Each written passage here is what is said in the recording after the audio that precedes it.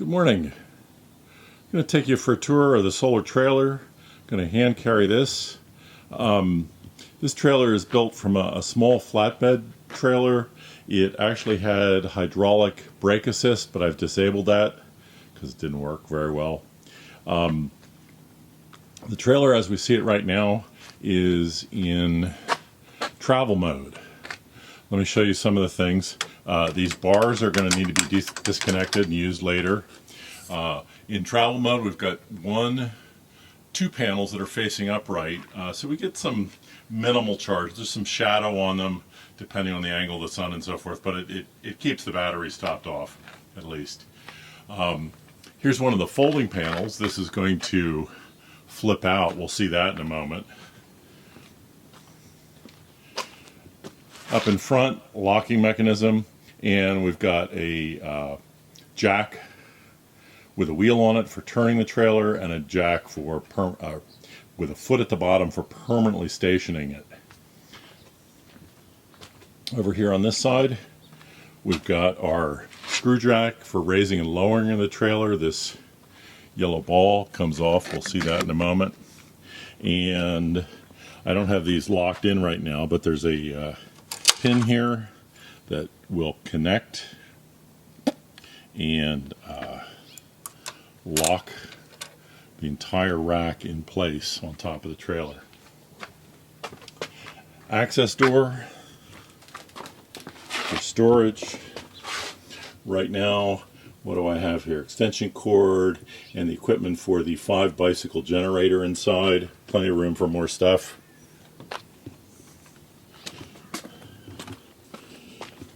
Access door in the back. This is where most of our electrical is. Right now we're getting 0 charge. This is the Mate 3 system monitor. Circuit breakers for AC, charge controller on the left there, and solar panel input right there. Right now I'm running a hotspot, Wi-Fi hotspot, and a connector to that, and all of that is allowing me to see the data from the system on the internet. More on that later. Access door on this side. This is a little bit further back so we can see some of the Nissan Leaf battery system, as well as our storage. So we're looking at the internals of the solar trailer. This panel here is cutoffs for the 110 volt DC coming from the solar panels. Those are 6 panels. They're in 3 pairs. I'm just going to put the cover on since I've been meaning to do that all morning. And whoop, there we go. And this is the charge controller. This monitors what's coming from the panels and charges the battery appropriately. Over here we've got the this is kind of the final step. These are AC circuit breakers. So at that point it's come out of the battery into the inverter, been changed to AC. There's a cutoff switch, which I'll show you on the other side. And then we get to these. Each one of those circuit breakers goes to one of the AC outlets. There's one on the inside of a trailer and for 5 on the outside, and then there's the 6 one right there. That 6 one right now is powering just a little bit of internet. My Mate 3 system monitor plugs into this, which gets Wi-Fi from this mobile hotspot. And what else do we have going on here that's worth looking at? I guess we should turn to this side. I've got the Mate 3 and the power system hub, which takes input from the charge controller and the inverter and the Mate 3 and this FlexNet, and determines what's happening. It's really quite smart. And I think what we'll do also is move this stuff over and give a look behind the other fold-out panel.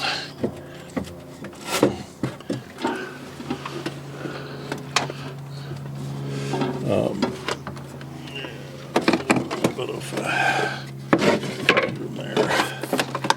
Okay. So if we look over here, pretty dark, but what I've got is the inverter here, DC from batteries in, AC out. AC is coming out through this conduit, DC coming in from the charge controller via these orange wires. Here and here on each side is 21 Nissan Leaf modules for a total of 42. First generation Nissan Leaf actually had 48 of these. I've got 42, so almost a Nissan Leaf battery, 7/8. And those are arranged in both series and parallel via bus bars, and 6 cells are stacked up in parallel, and then 7 of those to make a nominal 48 to 56 volt system. And tuck that up again and put that away.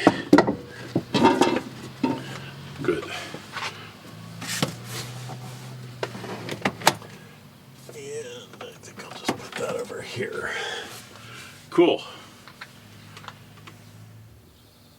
This is the Mate 3 system.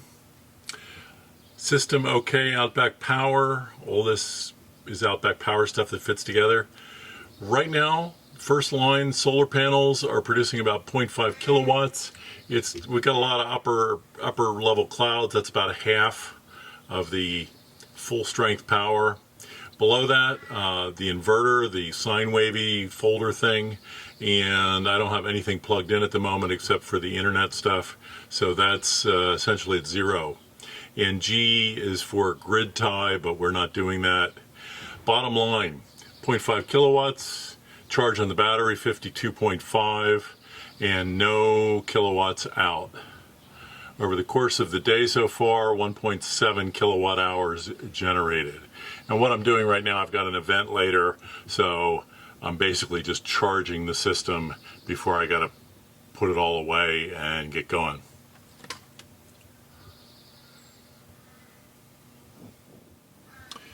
The underside of the rack is all made with aluminum.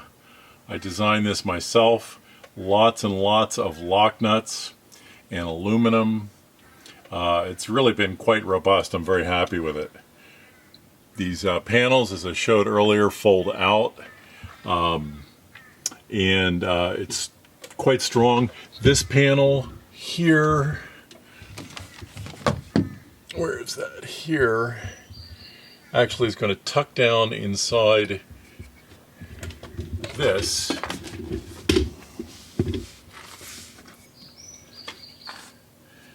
So that rail is going to tuck down inside that, and then a pin goes through that way and holds it in place. Yeah.